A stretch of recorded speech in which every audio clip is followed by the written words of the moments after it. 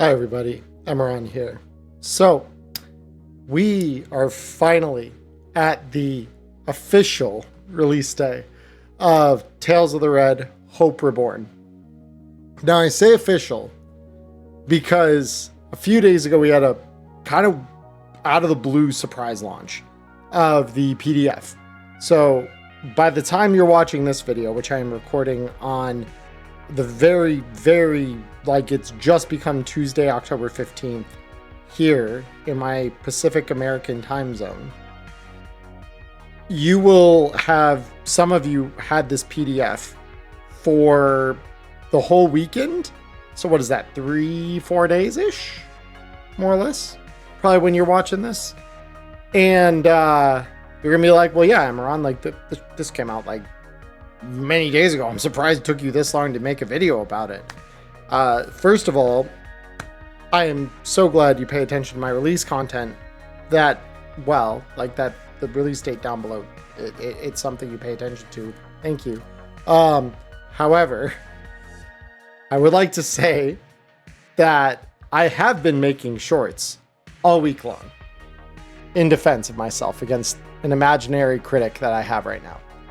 So, if you've been watching my content for a little bit, or maybe you just discovered me through those shorts, you'll know that on pretty much all of them, I kind of skated along the surface of the book.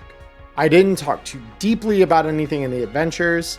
I didn't talk hard figures, and I still won't talk hard figures in terms of like how some of the new mechanics work that weren't already introduced as DLCs. Simply because I want all of you to have a reason to go out and buy the book, because obviously I want the game to continue existing, and it doesn't do that if people don't buy these books. So, long story short though, I want to talk today in this video about the more in-depth thinking that I have on the book, give you some of my first impressions, not only as someone who has been GMing Cyberpunk Red for pretty much as long as it's been out, with the exception of like the Jumpstart kit, which even that I was playing for about 7 months before the actual core rules came out. So I have got experience with this game. And secondly, I was a playtester in the book.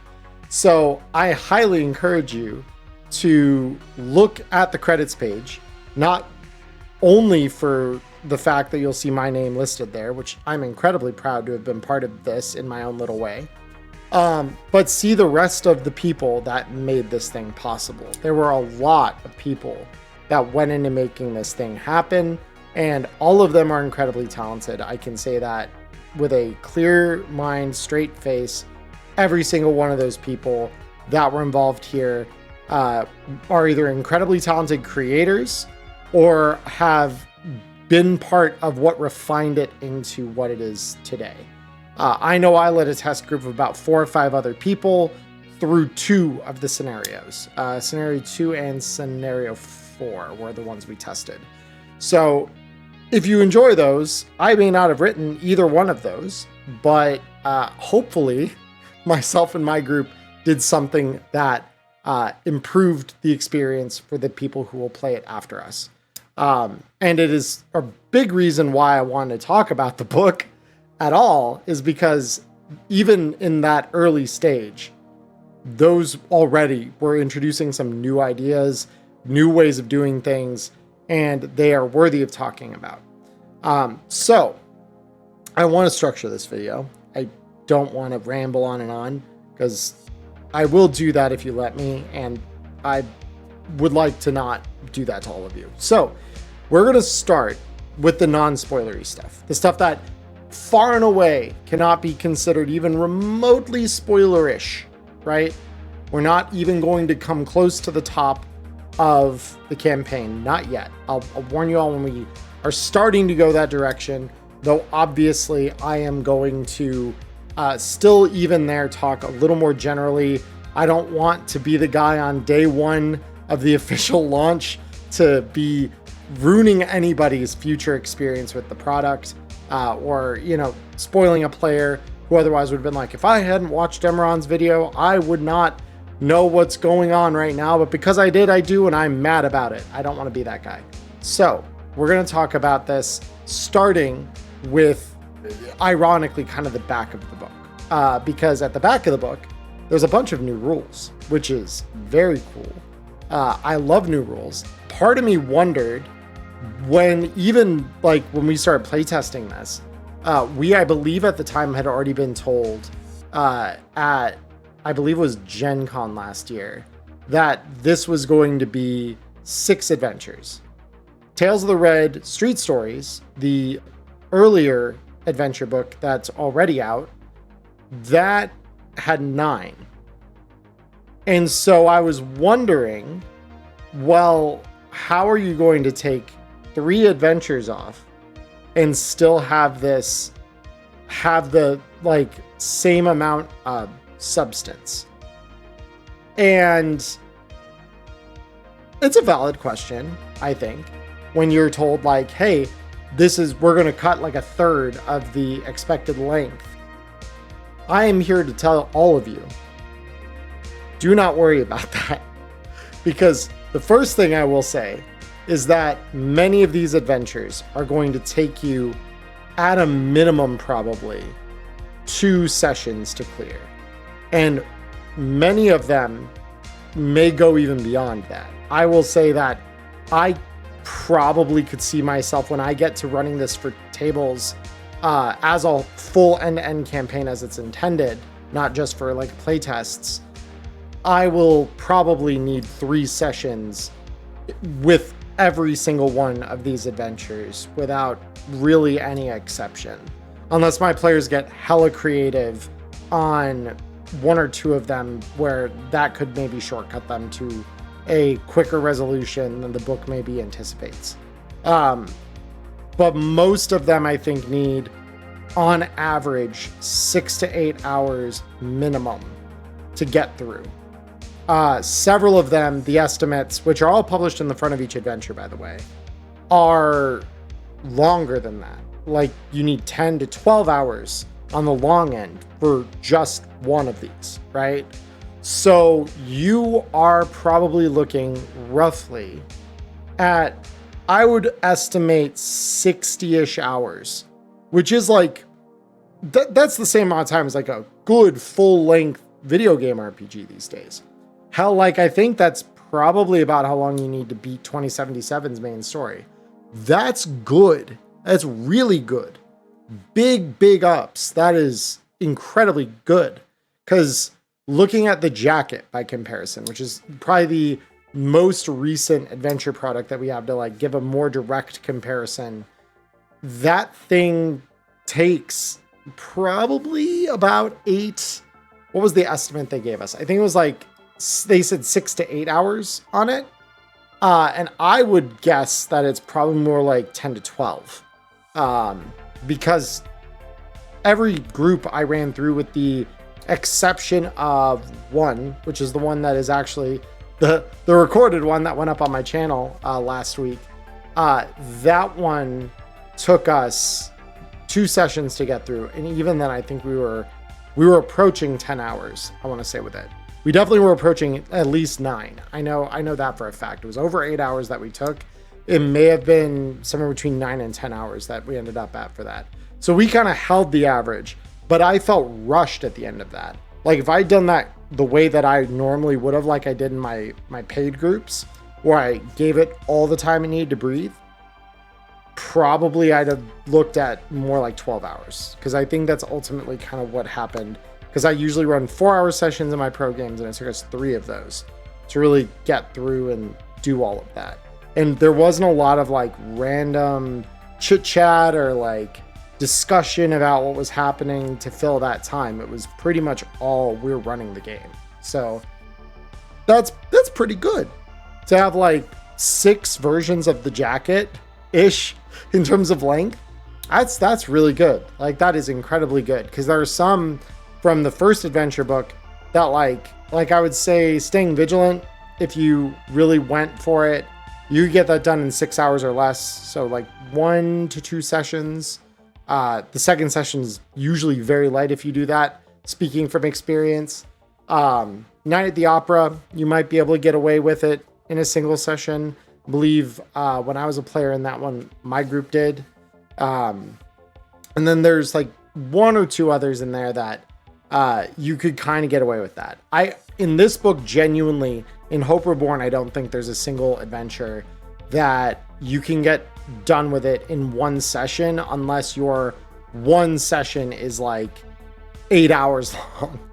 Which, to be fair, some of my IRL sessions that I'm part of, like, that is us, right? We go for 8 straight hours eating, takeout and having a couple beverages at the table while playing Cyberpunk. And but we are not every group by any imagination.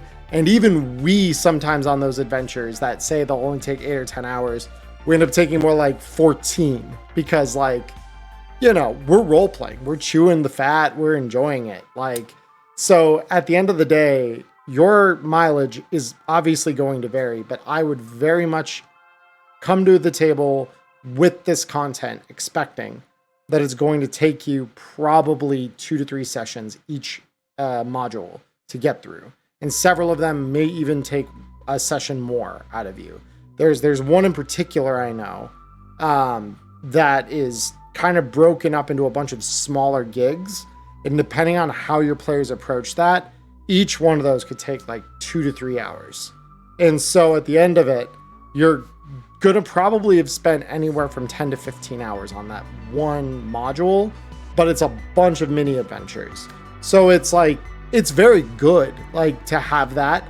I'm glad it's there because I think it does showcase how, not everything you have to do in a campaign needs to be big or important or fancy.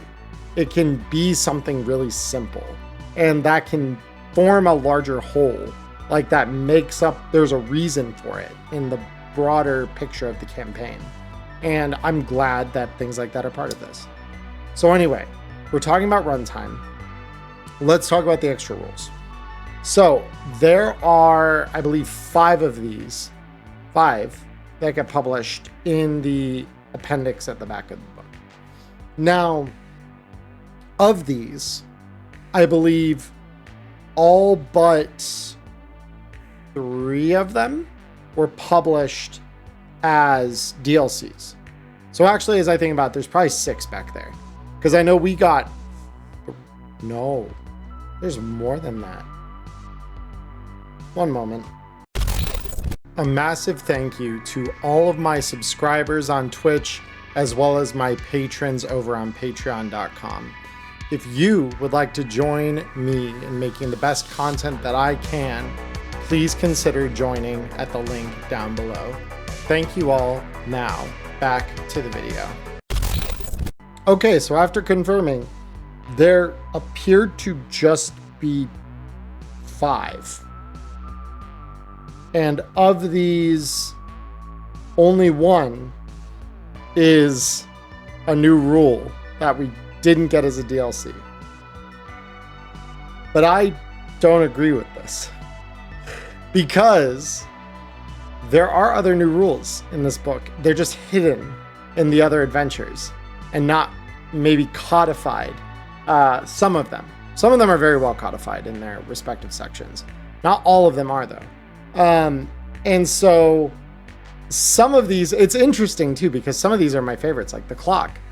And while certainly Jay Gray has said that some of these are not what you would consider particularly original, they take inspiration from other games. I believe I've seen clocks. Most recently, I've seen it in Fabula Ultima, but a version of this exists in Blade Runner's tabletop game with the countdown. And that is a new mechanic for Red. We've never had a codified clock before, outside of one specific instance in the jacket, and you'll know what it is if you played through that or watched my VOD of it. At this point, that's been out for about 3 months, so if I'm spoiling it for you, I'm sorry.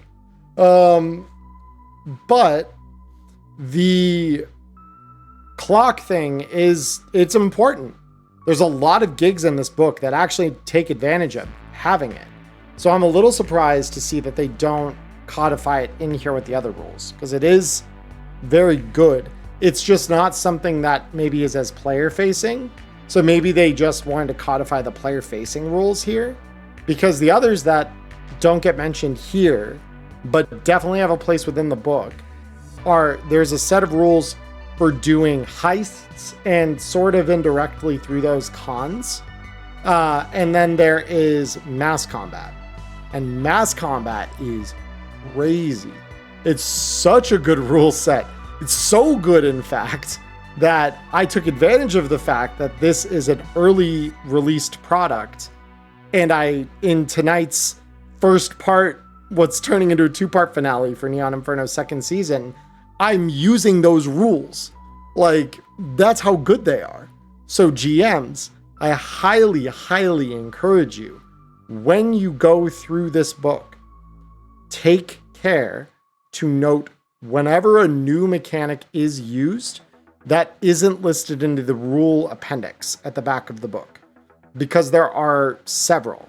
And while they may not qualify by the same standard that Artel has for these rules, they are no less important, albeit one or two of them may be a little less well codified in a more general use case.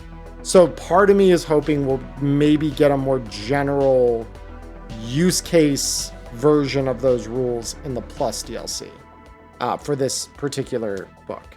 A great part of that would be mass combat. If we could get like a mass combat general rundown, I would be very, very happy. Mostly because the one in the book is clearly tailored to a very specific scenario. Again, I'm not going to say what it is because I want all of you to experience it for the first time fresh.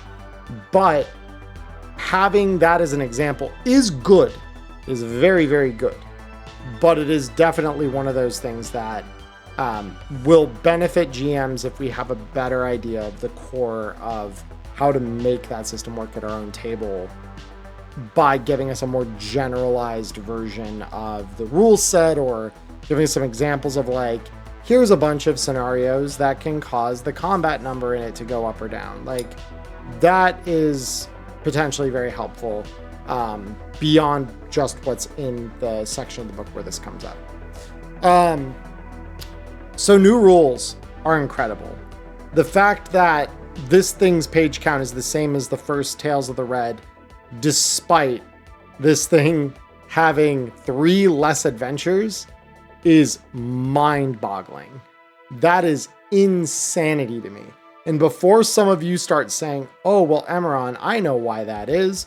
It's because, and you start talking about how it's, it's because the new rules are going to take so much of that page count. I am looking at my copy of this on my other screen right now. The new rules appendix doesn't start to page 177 of 192. I will repeat that. 177 of 192.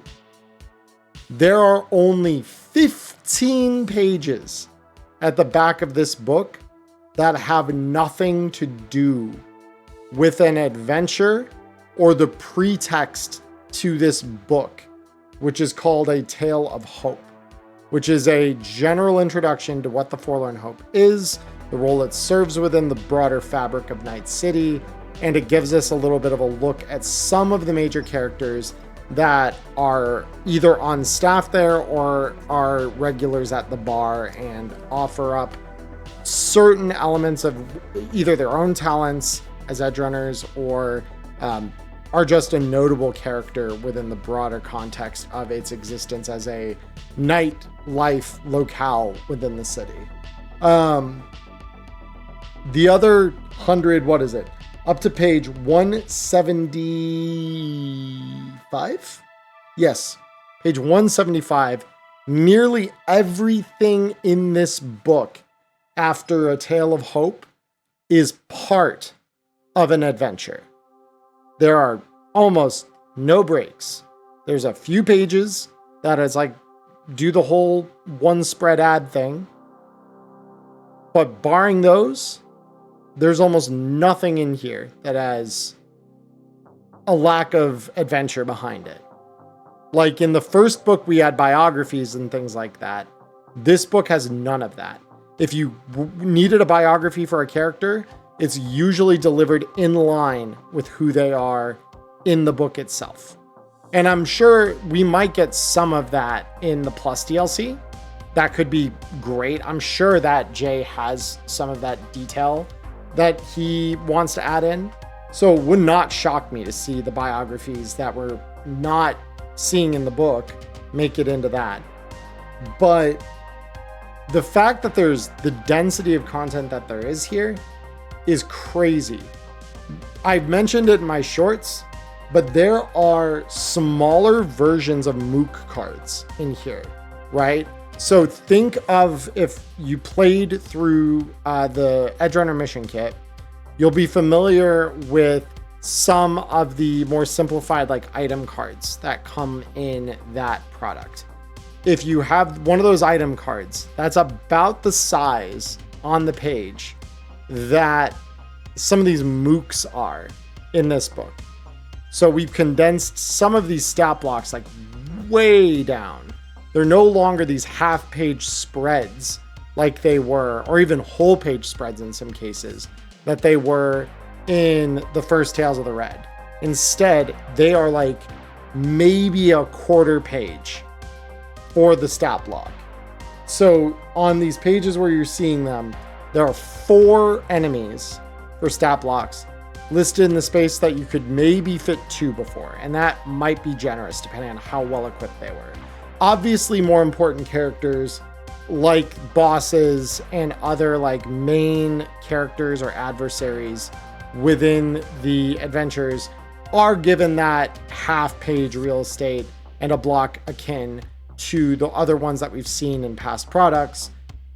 But the fact that the more nameless mooks, right, people that might be called NCPD officer or ziggurat technician, these are very much like one little quarter page just card that you can very easily like tack up on a magnetized board or something to track initiative on the GM's side of a screen or something. And I think that that's incredible. I think that that is so good that we have more printer-friendly form factor for those that make it a little more organized for us to like cut them up or do something with them so that we're not printing like whole pages of paper out for 1 or 2 enemies. Now we can print and have like 8 enemies on 2 pages, which is great for some of these adventures where there's a lot of characters involved. So for the rules that are in the rules appendix, because I keep circling that Drina trying to get back there, the only one in here that is listed as such is Flash of Luck, which is a new mechanic by which you can spend luck points to retcon a past decision or lack of a decision, which is awesome. It's for heists in particular, since that is a facet of this book, and cons, which are another facet of this book. Because those are an element here, there is definitely a need for a system that prevents over planning and overthinking by players.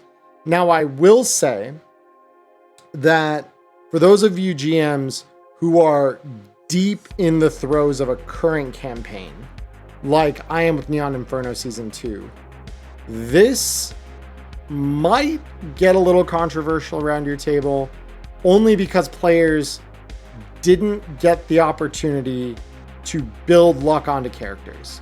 And now that there's a better use for it than maybe they were perceiving when they made the character that they're currently playing with, I could see there being maybe a little table drama in some cases about like, well, I can't take advantage of the full flash of luck because I need like to max it out or something if I wanted to do that. And like, yeah, like fair enough, right? Like if you didn't know and the rule's out now, like how could you have planned for it? So I will say I might be leery to include the rules as written, maybe in a like fairly long running campaign, unless you have the flexibility to like account for some of those criticisms that your players might levy your way. But for new campaigns or ones that have like just gotten up off the ground and maybe can be a little more flexible about like, yeah, like we're only on like gig 3 or whatever, you can move around some of your stats or whatever if you want to try to take advantage of this in the future, build that into your character or whatever. Like, I would allow for that personally. I think that is being healthy because the game is a living game, right? Like, we are getting new content all the time that redefines what some of the choices that we make at as early as character creation will mean for our characters moving forward. Another recent example of that, by extension, is the rules around cyber pets. Because like now we have a reason to take animal handling, or you medtechs out there have a reason to take science biology. Like a month ago, we didn't have nearly the kind of reasons that we do now to take those skills. So like if you're in a brand new campaign or something, or you're just, like running one shots for your group every maybe month or twice a month or something like that, like, why wouldn't you? That seems goofy. That's so silly to not allow for that, in my opinion, right? And obviously, everyone is entitled to run the table the way they want to. But like, when we get rules like this, I always encourage GMs to like think about what are the impacts of making those changes. If you retroactively apply the change in your own mind, how dramatically would that have changed some of the outcomes your players have gone through? Obviously, there's some things that will probably look more egregious or exceptional in that light when you look at like, oh, well, the player wants to dump part of their reflex to make way for that luck. But that would make it so that none of the times where they've been able to dodge bullets in the past they wouldn't have been possible, right? That wouldn't be capable for them to do that. So obviously that will affect some of that. So it's something that I would advise, do it thoughtfully.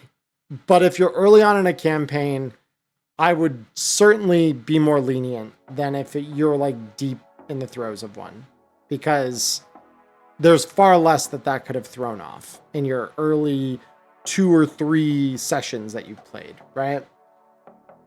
But beyond those new rules, there's not a lot to the book aside from the campaign.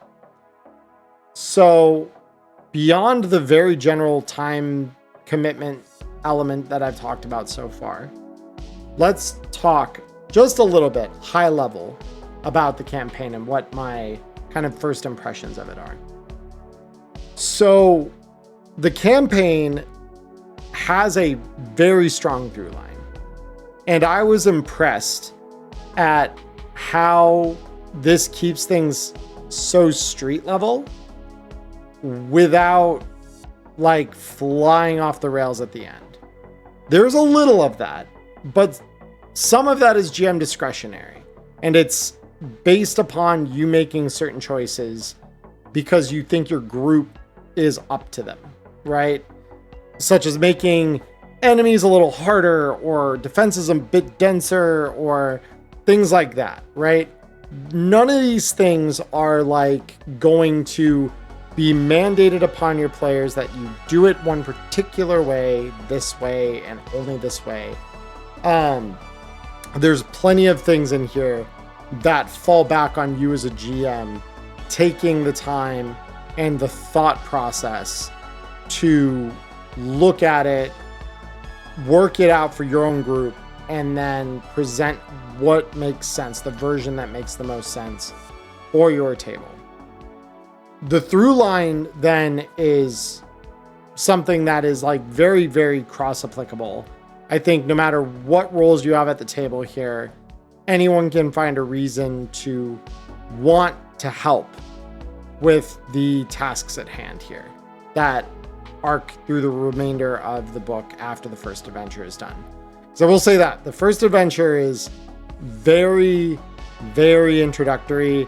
There's some very light kind of foreshadowing of one or two things in there early on, but like I guarantee you nothing's going to prepare you for the way that first adventure ends. And when it ends, you'll see exactly what we're doing for the rest of the campaign. It is remarkable how well, despite every one of these adventures being written by somebody else, right? There are 6 different authors for 6 different stories here. All of them form a cohesive whole so well. And that's testament both to the writers themselves, obviously, and also Jay Gray as like a project manager of this book to keep all of that cohesive and coherent. I think that that is wonderfully done, very well executed. The ideas here are, at least upon a first reading, not having run some of these yet, very, very, very well done. I would be hard pressed actually to think of better kind of through line content that has been pre-written for this game. This book also does a great job of cultivating enemies for the players to battle that does not resort to simply, like Night at the Opera does in the original book, throw one giant, very threatening enemy at your players that they may or may not be ready for when they fight that guy in the book, to much more mundane enemies, it feels like, throughout most of the book. Almost none of the enemies in this book are particularly horrifying or threatening or have like incredibly high skill bases or anything that your average player won't be able to contend with at some level, at least if they're semi-proficient encountering whatever it is that the enemy is trying to do. If they're even a little proficient at it, they'll be able to clear a lot of the challenge here without too much trouble. That's important. It feels like the challenge is very well kind of like balanced between the things that having a character that is like specialist at like one particular thing, you'll see that player shine in certain moments that others won't be able to. But then there will be other moments where like most of the party can be working towards a singular goal and all of them can contribute in their own way, or the challenge is eased enough that players can all kind of come to the table and feel like they've made progress as a group towards some of the objectives. And the book does a really good job of kind of like navigating back and forth between that. But yeah, the through line's incredible. The characters in the book are honestly all very well written. There's some very interesting and fun characters in here. I think my favorite discovery was in an adventure that I did not get a chance to playtest when this was put in front of me for playtesting, and that's Nana and Pop Pop. And when you meet them, you'll know. They're really fun characters, and I really want to understand them better. Want to see them in the future. I want to see some more things about their little store because yeah, it's great. The art for them is also really well done. So commendation to that as well. Matter of fact, most of the art in this book, there's very, very few pieces in this whole thing that I felt were not particularly up to par with past product releases. It's kind of like in Black Chrome, I think the only piece of artwork that I really didn't like was the artwork for Rex Royale. Every other bit of artwork in that book, for the pretty much entirety of it, I loved. This book really does stand up that same kind of way. There's maybe one or two pieces where we approach Uncanny Valley or something like that I'm like, okay, like that doesn't quite work for me. But for all like one or two that exist like that, the entirety of the remainder of the book is full of incredible artwork. And the artists who worked on this should be very proud indeed of what they've created. I will also say that I have not yet had the pleasure of trying it, but there is even a drink recipe in this book. So if what I've told you thus far has not sold you on reasons to get a hold of the book as soon as you can, hopefully that little bit added on top will. Because it does look quite tasty. Just looking at the recipe, I can imagine how it would taste, and man, I want to try it. So, all in all, to summarize, what do I think of A Hope Reborn? I would like to say that this is a complete and total win. I want to run this, obviously, to give like a full opinion and see how some of my initial impressions will hold up to stress testing, because certainly there is a difference between reading an adventure conceptually and running it at a real table with real stakes, real people all involved. As they say, every GM plan falls apart when exposed to contact with a player. So I'm curious to see how well this holds together when applied to a player in a real situation. But from an initial read, from an initial look, from what's here, this does so much to not only give us a great template for writing street level campaigns, it also is yet one more thing to tack on new ideas for tech inventions, new ideas for like what you can do to make an enemy stronger, even if they start off incredibly weak, like a lieutenant, right? Where like two of your edge runners together could kill him. They've got an example of one of those being reformatted to a boss in an adventure of this. And I'm not going to say which or who it is, but there is an example of it, and GMs, you'll know what I'm talking about when you read through this.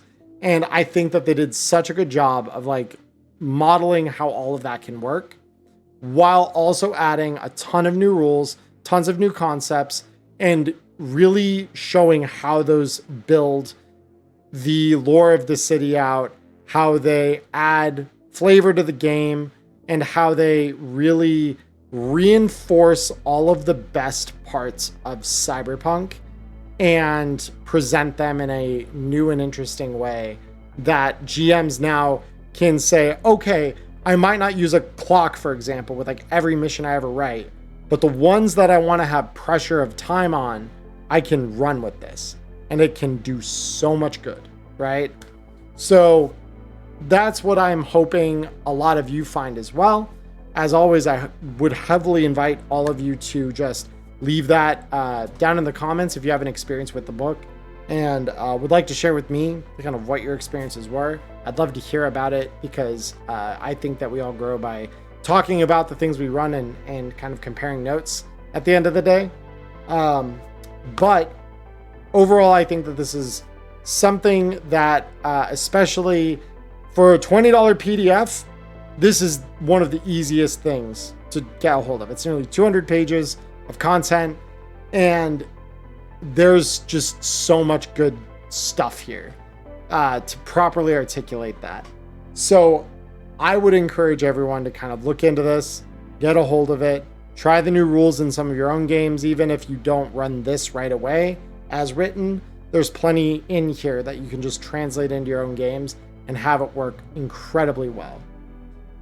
But that's going to do it for my first impressions on Hope Reborn. My name is Emmerron. Thank you so much for watching. I hope you all have a wonderful morning, evening, or afternoon, wherever you are in the world. Stay healthy, stay safe, and until we talk again, peace.